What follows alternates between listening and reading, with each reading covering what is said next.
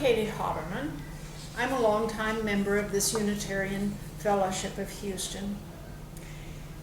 And I gave a talk on March 5th, 2023, titled What I Believe. And this indeed is what I do believe. I believe that a belief is an unsupported fact that I personally hold as a truth. It's not necessarily documented or supported by logic. It is not even necessarily held by other people. I believe that spiders are dangerous and scary, but my husband believes that spiders are interesting and cool. For this reason, I named my talk today, It Doesn't Really Matter, because what I believe is a personal thing. To expect others to accept your personal beliefs is an invasion of their privacy. In fact, the Dalai Lama called it a form of enslavement to force others to accept your beliefs as their own. I also believe that it is every person's responsibility to determine what they, as an individual, believe. Many people follow the teachings of spiritual leaders such as Jesus and Buddha and find security and comfort in the record of their sayings. I believe that there are many people down through the centuries that somehow are and were connected in a spiritual way to the power that is greater than we are. And the words that they spoke are handed down through translated translations to us, and they have great value. It is still our individual responsibility to sift through the translations and find the words that resonate with our own spirit. Here I would like to share a story that I heard here at the fellowship many years ago in a talk given by a speaker from the Interfaith Ministries. A man had been seeking all his life for the truth about God. He had traveled the world and sought wisdom in the temples of every faith, but he remained unsatisfied. Someone told him of a mighty spiritual leader who lived up on a mountain in faraway Tibet. So he packed his bags and he headed for the mountains of Tibet. He struggled to climb up the high mountain, and he finally found the cave where lived the mighty spiritual leader who would give him the ultimate truth. I have traveled so far and long to find you, he said. I need for you to tell me the ultimate truth about God. The guru looked him over and said, No, you don't really want to know the truth. Yes, I do, said the man. I have sought the truth all my life, and I really want to know. The guru said, Only the truth will make you unhappy.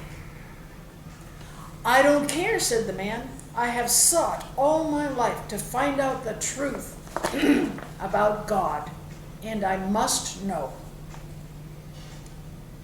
If I tell you the truth, said the guru, you'll go down the mountain and say to another man, I know the truth, and it is this. And he will say to you, no, that's not the real truth. I know the real truth, and it goes like this. And you will have to kill him because he is spreading a false truth under the guise of the real truth. And you will spend all your life in battle with others who have different truths from yours. You will establish a new religion based upon your truth, and you will attempt to bestow this new religion upon all that you meet. But they will have their own truths, and you will never be content or happy again. The man went back down the mountain and decided to explore what he truly believed himself and forget about what somebody else believed as the ultimate truth. And he lived and died a happy man for the most part. In ancient days, the Jewish people called their God Yahweh, which roughly translated means, I am who I am. I think that is a good way to believe. Whatever is, is. I think that is pretty impossible for a human mind to understand the who and the what that people mean when they speak of God. I also think that we may spend a lot of time discussing what we do not believe, but we do not, cannot, dare not express what we truly do believe. I think that what I believe changes over time, sometimes slowly and sometimes in the blink of an eye. When I was a little child, my family went to a Baptist church. Being little and surrounded by big people who all seemed to know about religious truths, I accepted the things that they thought they knew as facts. There was a big old guy somewhere up in the clouds who watched your every move and judged you accordingly. If you were found lacking, naughty, or not paying attention, you might wind up in a very unpleasant afterlife involving hellfire. But if you were good, you got a halo and wings in the afterlife. I was pretty sure that all the people who went up the hill to the Catholic Church were bound for hell because they were worshiping all wrong. I wasn't sure exactly what they did, but there was definitely something wrong.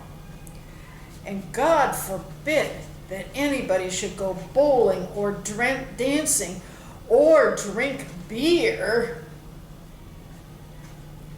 I kind of worried about my dad. Then we moved and we joined a Methodist church. My mother would say that the Methodists didn't actually believe in anything. You just had to be good and sing in the choir.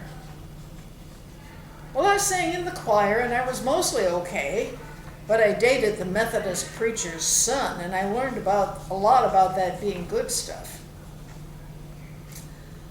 John and I were married in the Methodist church, and that seems to have worked out okay. But one day, he stopped going to church. And when I asked him why, he said he just couldn't stand there every Sunday and recite the Apostles' Creed when he just didn't believe that stuff. I thought about it and I realized that I didn't think much about the words that we repeated every Sunday in church. I never thought that I was expected to actually believe the things I was saying. So we stopped going to church at all. And nobody even missed us.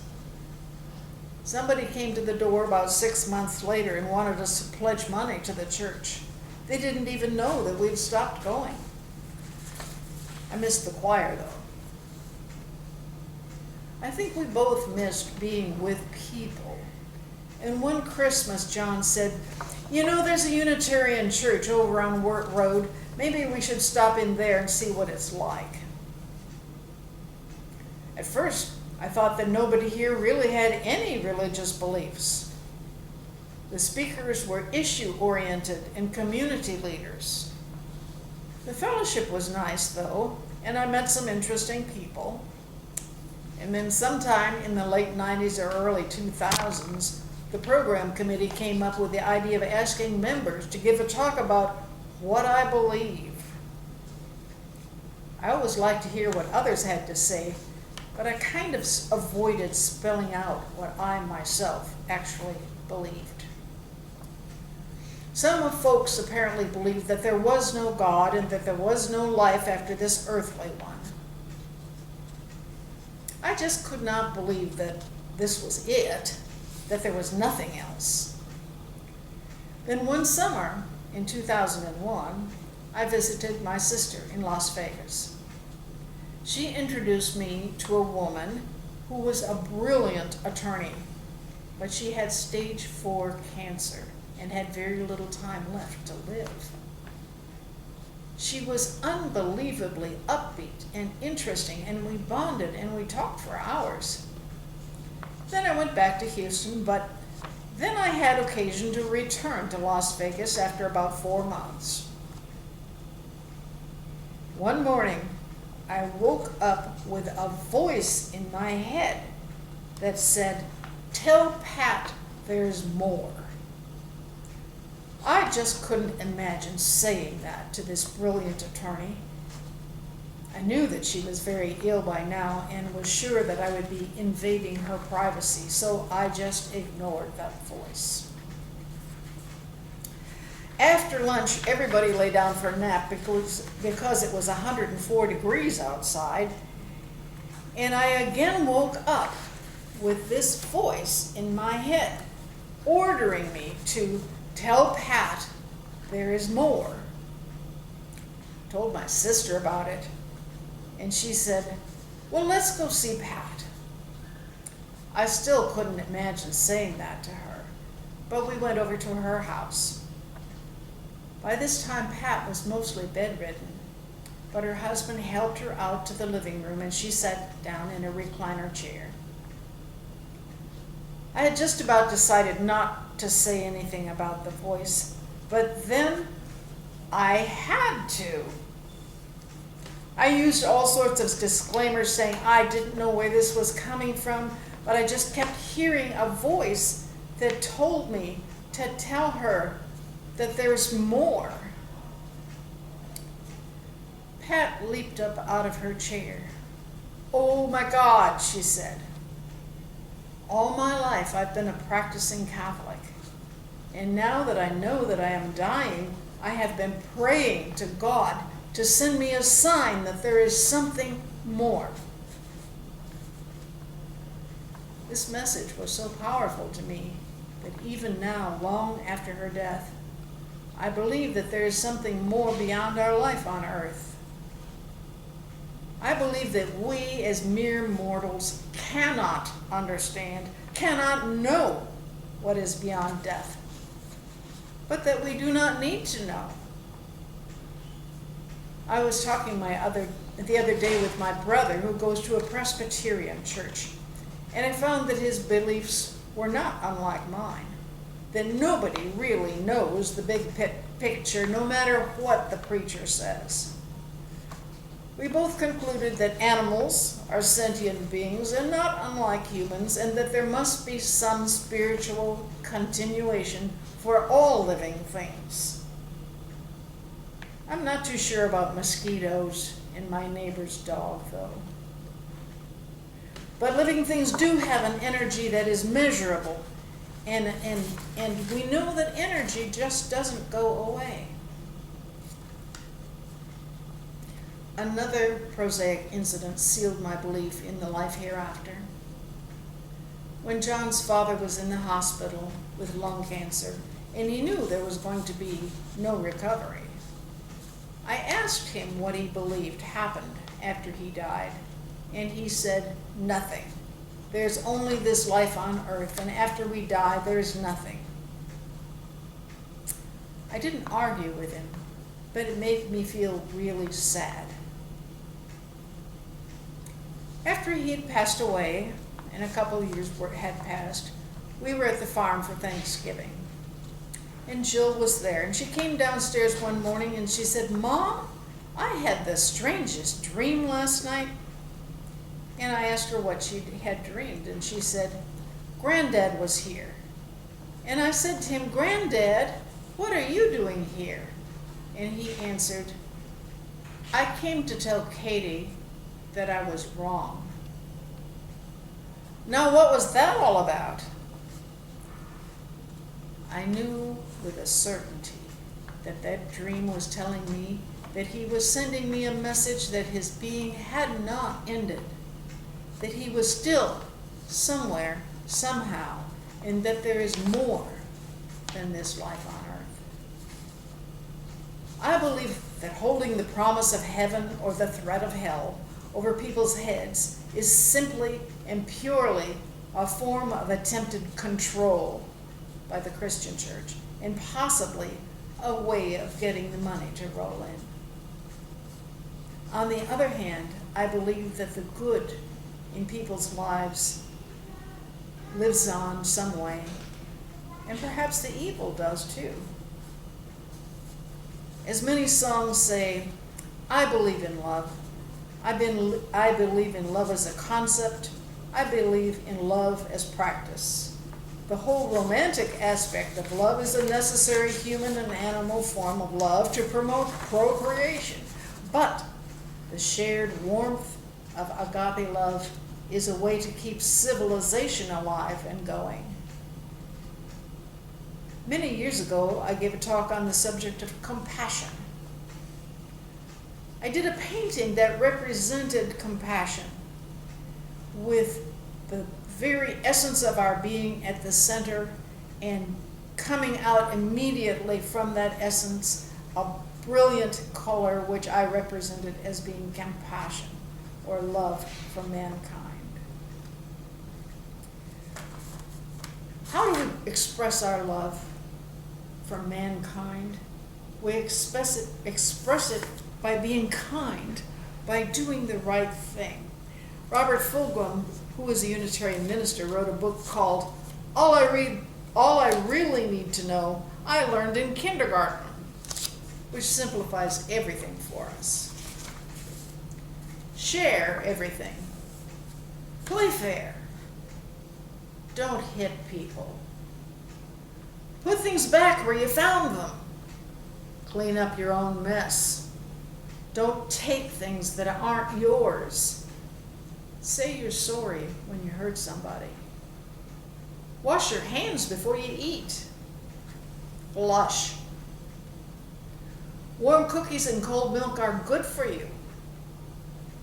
Live a balanced life. Learn some, think some, draw and paint and sing and dance and play and work every day some. Take a nap in the afternoon. When you go out into the world, watch out for traffic. Hold hands and stick together. Be aware of wonder. Remember the little seed that grew in the styrofoam cup? The roots grow down and the plant grows up, and nobody really knows how or why, but we are all like that. Goldfish and hamsters and white mice and even the little seed in the styrofoam cup, they will all die. So will we. And then remember the Dick and Jane books, the first word you learned, the biggest word of all, look. Be aware of love, be aware of kindness, be aware of the spirit of others, and God be with you.